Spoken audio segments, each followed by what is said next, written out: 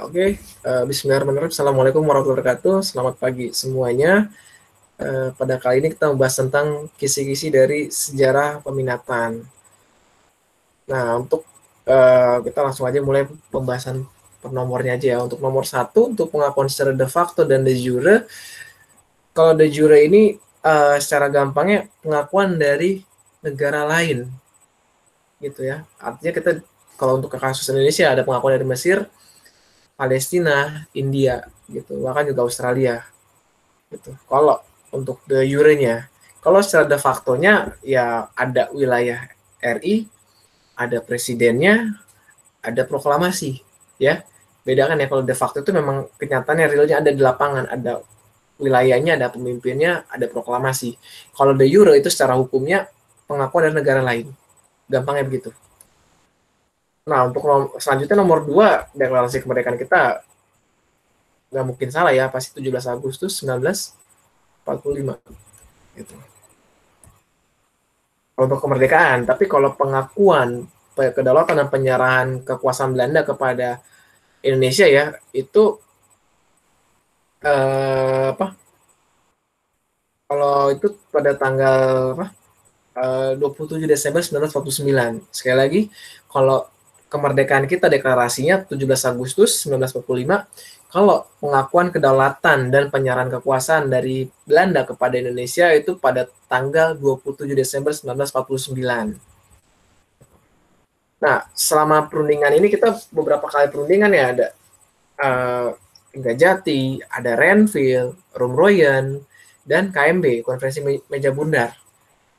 Gitu. Jadi perundingan urutannya gitu ya, ada Linggajati, ada Renville, Rumroyen, dan Meja Bundar. Itu urutannya seperti itu.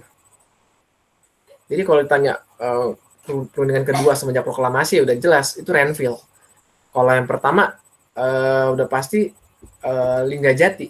Kalau yang pertama Linggajati, kedua Renville, ketiga Rumroyen, yang keempat Meja Bundar. Nah, di antara Rumroyen dan Meja Bundar sebenarnya kita ada konferensi inter-Indonesia antara RIS dengan RI, dan juga RIS dengan negara-negara boneka, negara-negara federal, negara federal dan RI. Jadi urutan gitu ya, ada Linggajati, Renville, Rumroyen, dan Meja Bundar. Nah, kalau ditanya agresi militer pertama terjadi, ya awalnya kan tadi Linggajati, kemudian agresi militer yang pertama, baru kita masuk ke Renville.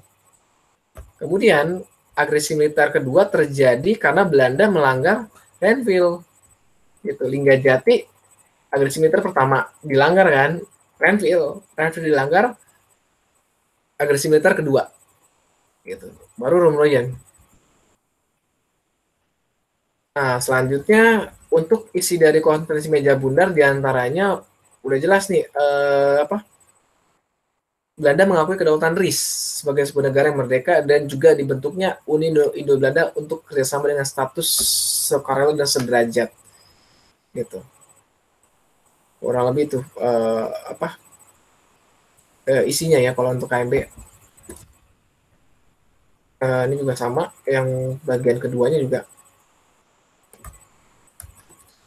Nah, untuk selanjutnya nomor 6, negara perantara perundingan Renville ya. Untuk Renville sendiri adalah Amerika.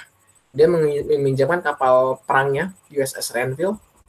Kalau untuk Linggajati, Inggris perantaranya, oke. Linggajati Inggris, kalau Renville itu adalah Amerika. Nah, kemudian pengakuan secara de facto secara wilayah Jawa, Sumatera, dan Madura itu adalah isi dari Linggajati. Sekali lagi, kalau de facto wilayah Jawa, Sumatera, dan Madura adalah Linggarjati. Gitu. Kemudian kalau kita harus bebas dan mengembalikan kedudukan di Jogja, pemerintah Belanda harus menyetujui bahwa RI harus bebas dan dikembalikan kedudukan di Yogyakarta adalah isi dari Rumroyen. Ya, sekali lagi kalau kita tarik garis besarnya, kalau Linggajati itu pengakuan wilayah Jawa, Sumatera, Madura. Kalau Renville tadi penghentian tembak menembak juga ya, termasuk wilayah makin kecil. Kalau Rumroyen tadi adalah pengembalian kedudukan kita di Yogyakarta. Gitu. Kalau Meja Bundar ya pengakuan kedaulatan. Selanjutnya untuk de facto tadi udah ya saya sampaikan, dan de jure juga sama. De facto tadi dari negara pengakuan negara lain. Kalau de facto itu adalah dari fakta yang ada, kenyataan yang telah ada, kenyataan. Nah, selanjutnya lokasi perundingan Renville itu tadi kapal perang ya gitu. USS Renville. Kalau Linggajati diadakan di sebuah desa di Jawa Barat atau sebuah wilayah. Selanjutnya untuk perjanjian Rumroyen ya, Indonesia itu diwakili dan namanya ketahuan ya, Rumroyen. Kalau Indonesia adalah Muhammad Rum, Moh Rum. Ya, kalau Royen sendiri dari namanya juga Van Royen. Gitu. Nggak mungkin salah lah kalian ya. Herman Van Royen, sorry namanya. Selanjutnya ketika agresi militer pertama itu memicu reaksi keras gitu dan negara-negara sahabat kita Indonesia siapa aja, yaitu India dan Australia. Ketika agresi militer pertama itu mereka yang memprotes, membawa masalah itu ke PBB dan juga mengecam Belanda. Dan ketika agresi militer kedua tadi itu kan ada nanti KTN ya, Komisi Tiga Negara, ada Amerika sebagai penengahnya, masing-masing negara punya wakil atau yang nemenin lah gitu. Indonesia dengan Indonesia dengan Australia, Belanda dengan Belgia. Gitu. Sekali lagi kalau buat penengahnya ada Belgia dan Australia. Selanjutnya dari perundingan-perundingan tadi itu hal yang sangat ditolak oleh Indonesia adalah keinginan Belanda untuk kembali berkuasa dengan berbagai dalih. Jadi Belanda itu ngulur waktu, perjanjian terus tapi dilanggar juga gitu. Jadi kita menolak keinginan Belanda untuk kembali berkuasa dengan berbagai dalih ya, misalnya pemerintahan sementara lah gitu. Contohnya itu. Kemudian apa sih dampak serangan umum 1 Maret bagi posisi diplomasi Indonesia gitu? Bagi diplomasi, dunia mengakui eksistensi RI. Kenapa? Karena di situ masih ada wartawan internasional ya di sekitaran Jogja gitu yang meliput pendudukan Yogyakarta itu meskipun singkat ya, kurang lebih 6 jam gitu. Dan beritanya pun tersebar luas. Gitu untuk posisi diplomasi. Gitu kita tetap eksistensi kita tuh masih ada gitu. Dan bagaimana dampak Belanda di mata dunia ya, Belanda dikecam gitu. Dikecam juga, dan klaim Belanda tentang Indonesia sudah tamat tuh dipatahkan dan dipermalukan oleh pasukan gerilya tadi gitu. Pimpinan Jenderal Sudirman bekerjasama dengan Letko Soeharto dan juga Sri Sultan seperti itu ya. Klaim Belanda dipatahkan, Belanda dikecam juga ya, dipermalukan juga. Dan bagi diplomasi ya itu menyatakan kita masih eksis. Nah, untuk selanjutnya peralatan komunikasi sederhana yang pernah dan masih digunakan. Ini sampai sekarang di sekolah masih ada ya, lonceng. Kalau mati lampu tuh pakai lonceng. Lonceng, beduk juga ada ya, itu beduk kentongan gitu. Itu tradisional banget tuh gitu. Kalau kita punya lonceng. Nah, terus kalau menggunakan listrik dan pemancar ya udah pasti tuh telegraf, radio, dan telepon. Gitu. Apa sih dampak positif dan negatif dari tech? Gitu. Selanjutnya nomor 15 ya. 15 negatif tadi kita menggunakan internet untuk disinformasi, penyebaran informasi yang salah atau yang menyesatkan, ya. Disinformasi. Kalau positifnya ya tadi kita bisa mengirim data dengan cepat. Gini, ini kayak ini saya rekam nanti saya upload di YouTube biar kalian bisa nonton gitu berkali-kali. Gitu. Kalau memang penjelasan saya terlalu cepat atau mungkin ada yang kurang. Seperti itu. Selanjutnya untuk nomor 16 ya. Jadi kalau kita tanya ngantuk di kelas, teralihkan perhatian nih, dampak negatif iptek nih dalam bidang apa ya kira-kira ya? Kalau kita ngantuk di kelas berarti di bidang pendidikan gitu. Karena belajar kita jadi terganggu gitu. Kan banyak ya teman-teman kalian yang mungkin belajar tidur gitu kan, atau main ketiduran atau main game gitu kan. Seperti itu. Terus gangguan pendengaran juga akibat sering menggunakan earphone seperti ini atau nyetel speaker keras ya, itu juga mengganggu kesehatan kita. Gelombang magnetiknya yang mengganggu. Selanjutnya untuk penggunaan satelit, ini udah jelas ya, satelit itu untuk informasi. Gitu. jaringan informasi dan gak bisa tawar-tawar lagi gitu kan. Terus penggunaan aplikasi bimbel online ya, seperti yang sering yang iklannya di TV itu berkali-kali tuh sama ada di disiarkan serentak, itu kan salah satu di bidang pendidikan juga gitu, penggunaan aplikasi bimbel online. Dan nomor 18 tentang globalisasi ya, gitu kan, kita bisa ambil kata dasarnya itu global seperti itu ya. Terus untuk nomor 20, teknologi di bidang senjata dan juga di bidang transportasi ya. Kalau senjata tadi udah jelas ini yang digunakan dalam perang ada tank, hovercraft ya, hovercraft ada rudal balistik gitu. Ada bom nuklir. Kalau di bidang transportasinya ya udah jelas nih, ada pesawat terbang, ada mobil listrik, ada sepeda motor gitu. Perkembangan terus semakin ke sini bisa dibilang teknologi kita semakin maju. Selanjutnya untuk nomor 21 kemerosotan moral karena konten pornografi ya, dia udah jelas gini, kemerosotan di bidang sosial budaya gitu. Banyak ya kasusnya orang yang cenderung nonton video porno ya tertrigger ya untuk melakukan hal yang sama gitu, tapi pada target yang salah dan tidak pada tempatnya gitu. Makanya dalam Islam pun diajarkan bagi yang belum menikah lah gitu, jika mampu, kalau belum menikah ya berpuasa seperti itu. Puasa itu kan menghindarkan kita dari hal-hal seperti semacam itu. Terus juga kalau berkurang tenaga manusia digantikan oleh mesin ya, ini negatif impact ya di bidang ekonomi gitu. Lebih banyak robot-robot ya gitu. Robot sudah mulai menggantikan peranan manusia. Nah, pada perang dingin ada dua negara bersaing ya, yaitu Soviet dan Amerika. Mereka bersaing dalam penjelajahan luar angkasa gitu. Mengirim satelit, mengirim astronot gitu. Terus juga ngomongin senjata juga kan, bom juga tuh, bom punya daya rusak akibat pelepasan energi besar gitu, ledakan itu menghancurkan sekitar gitu dan melukai banyak orang.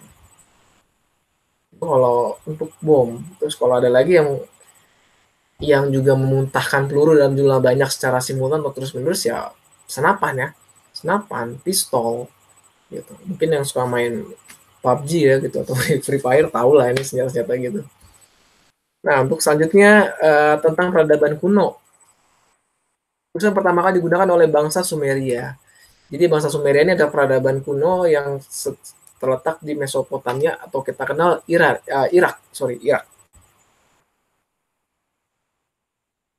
Nah, itu Irak. Pertama kali adalah bangsa Sumeria kuno. Huruf paku atau piktograf. Terus juga apa sih dampak negatif dari penggunaan bahan bakar fosil ya untuk transportasi darat adalah meningkatnya suhu udara kota. Kenapa? Karena gas karbon dioksida yang dilepaskan itu kan ini ya mengikis ozon juga gitu lama-lama gitu. Akhirnya karena ozon menipis ya, sinar matahari yang harusnya bisa tertahan oleh ozon terus malah banyak masuk dan terperangkap gitu, karena lapisan gasnya tadi itu memerangkap ini lubang-lubang tadi gitu. Jadi ibaratnya sinar matahari masuk susah keluarnya gitu. Itu dampak negatifnya gitu. Kalau dampak positifnya ini dampak negatifnya ada pencemaran udara, pencemaran suara juga ya, karena berisik ya, biasanya menggunakan transportasi darat itu suhu udara kota meningkat ya, ada pemanasan global gitu. Terus selanjutnya, kenapa sih pemerintah memutuskan untuk menggunakan transportasi massal ya, udah jelas untuk mempercepat waktu tempuh, pengangkutan massal dan juga mengurangi pemanasan global gitu, mengurangi pemakaian bahan bakar fosil. Kalau bahan bakar fosil dikurangi ya otomatis jumlah konsumsi pun berkurang dan diharapkan cadangan energi yang masih ada pun jauh lebih lama kan gitu. Makanya kenapa pemerintah kayak di Jakarta ya gitu kan MRT gitu, busway seperti itu. Digalakan supaya orang mau menggunakan transportasi massal. Ya memang masih belum semua daerah bisa tercover gitu, bisa kendaraan-kendaraan umum masuk gitu atau terintegrasi sebagus di negara-negara lain. Tapi negara kita sedang berusaha menuju hal itu.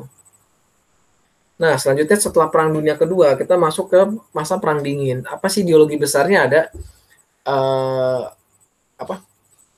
Ada sorry, ada komunis ya dan juga kapitalis atau liberalis gitu. Ada blok barat dan menjadi blok barat dan blok timur lah gampangnya gitu. Ya. Kalau ideologinya ada kapitalis dan komunis, bloknya blok barat dan blok timur. Nah, kemudian ada selama di Perang Dingin tadi ada persaingan dari NATO ya, organisasi pertahanan militer, aliansi negara-negara Amerika dengan negara-negara di Eropa Barat khususnya. Gitu. Kalau Pakta Warsawa ya aliansi militer negara kawasan Eropa Timur. Nah, di Fakta Masalah sendiri pun dirancang oleh Nikita Khrushchev pada tahun 1955 itu sebagai respon masuknya Jerman Barat ke NATO. Gitu. Awalnya kan Khrushchev belum menganggap itu serius, tapi karena merasa NATO itu semakin kuat, dibentuklah Fakta Warsawa. Seperti itu. Sekali lagi tadi Fakta Warsawa dirancang oleh Nikita Khrushchev pada tahun 55 ya, karena merespon masuknya Jerman Barat ke dalam NATO.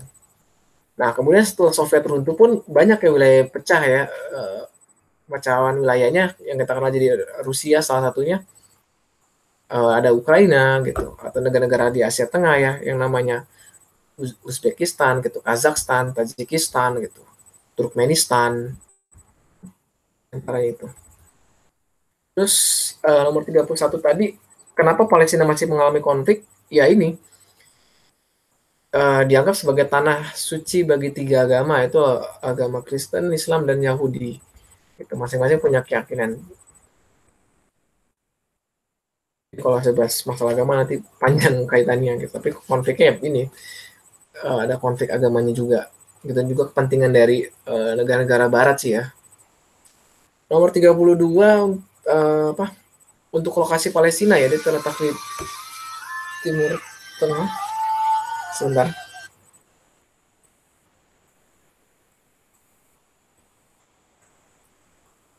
Bentar, saya ini dulu. Bentar.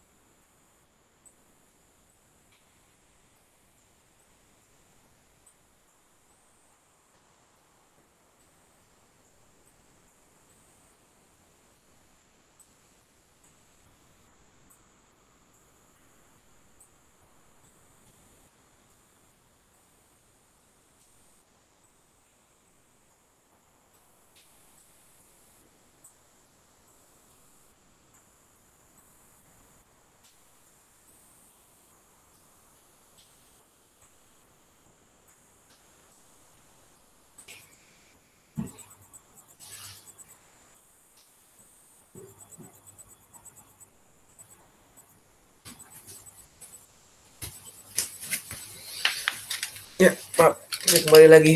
Ya. Nah, tadi sampai di ini ya, konflik tadi ya. Wilayah Palestina itu terletak di Timur Tengah ya, di antara Laut Tengah dengan apa? Sungai Yordan. Ya, di Laut Tengah dengan Sungai Yordan. Dan kita juga dalam masalah Palestina ini pelaksana special session Dewan HAM, juga penggagas utama sidang khusus Majelis Umum PBB tentang Palestina dan menyuarakannya juga dalam KA di Indonesia tahun 2015, dan kita juga menyuarakan hak-hak rakyat ya melalui Dewan PBB. Intinya kita berperan aktif lah dalam masalah Palestina ini gitu, menyuarakan di berbagai forum di antara tadi KA dan juga di sidang Majelis Umum PBB. Nah, selanjutnya ini masalah Konferensi Kolombo, perwakilan Mesir ada Gamal Abdul Nasser ya, kalau yang Mesir. Kalau untuk yang wilayah lainnya, negara lainnya, India itu adalah Jawaharlal Nehru, gitu. Jawaharlal Nehru ya kalau buat India gitu. Tadi kalau Mesir tadi Gamal Abdul Nasser. Nah, selanjutnya apa sih kaitan KA dengan GNB? Itu terlihat dari hasil KA itu mengilhami munculnya GNB gitu. Tadi dasar sila Bandung tadi mengilhami untuk mendirikan gerakan non blok gitu. Kita tidak tidak terkait nanti dalam konflik perang dingin gitu. Dan dasar sila Bandung pun juga penting ya gitu bagi dunia, karena di sini kita menghormati kedaulatan negara, meredakan ketegangan dunia akibat perang dingin, dan menjiwai lahirnya dekolonisasi ya. Terus juga mampu menjaga perdamaian dunia gitu, karena kita sebagai penyimbang tidak terlibat blok barat blok timur, meskipun pada pelaksanaannya pun pada demokrasi terpimpin ya kita cenderung ke blok timur gitu. Dan bagi Indonesia sendiri pun KA juga punya makna penting ya gitu. Kita bisa menyuarakan masalah Irian Barat. Bagi kita salah satu dampak penting KA tadi ya kita bisa membawa masalah Irian Barat gitu dalam forum internasional gitu. Dan tujuannya pun juga tujuan dari GNB juga yang berkaitan dengan hak asasi manusia itu adalah jelas ya menentang kolonialisme dan rasialisme gitu. Jadi tidak mengelompok pada negara-negara tertentu aja gitu. Seperti itu. Dan tujuan GNB pun juga tercantum dalam jadi sebelum itu ada namanya deklarasi Havana ya. Gitu. Sebelum pertemuannya GNB itu ada deklarasi Havana. Kemudian yang tidak termasuk negara KTT non blok yang ada yang termasuk dulu yang termasuk itu ada Indonesia, ada Malaysia, ada Mesir, dan juga India. Itu negara-negara penyelenggara gitu. Dari Indonesia sekali lagi Indonesia, Malaysia, Mesir, dan India. Mayoritas ya negara-negara penggagas ya memang jadi tuan rumahnya. Dan juga untuk organisasi regional di Asia Tenggara ya udah jelas nih kita pasti ngacunya ke ASEAN ya gitu.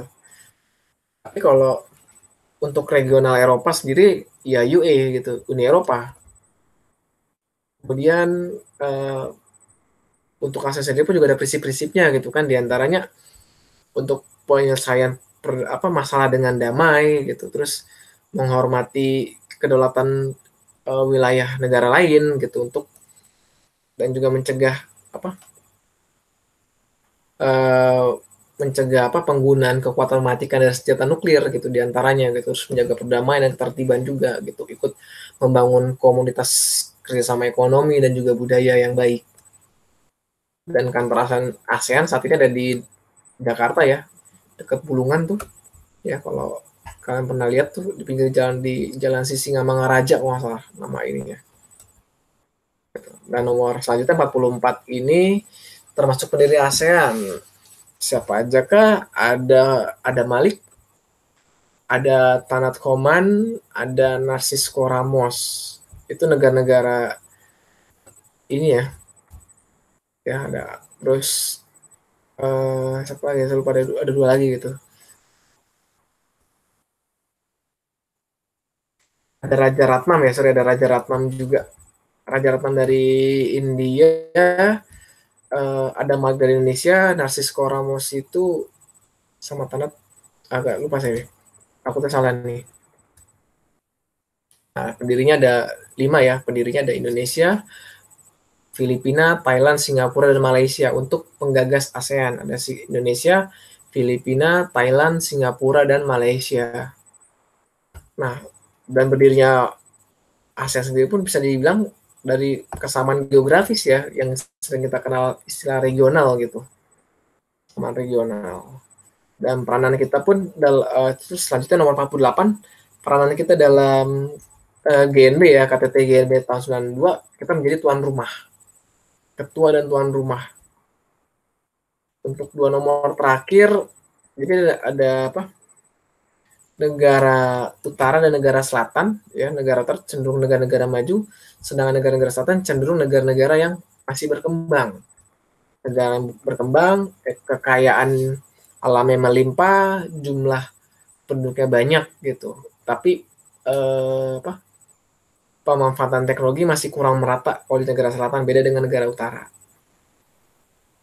Terus juga ada juga dialog untuk negara-negara maju dan berkembang, itu dialog utara dan selatan. Kalau untuk kerjasamanya tuh dialog-dialog yang dilakukan. Terus ada juga kalau dialog itu adalah dialog utara dan selatan, seperti itu. Nah, itu kurang lebih pembahasannya. Semoga bermanfaat buat kalian. Kurang lebih saya mohon maaf kalau ada yang kurang atau salah kata. Wassalamualaikum warahmatullahi wabarakatuh.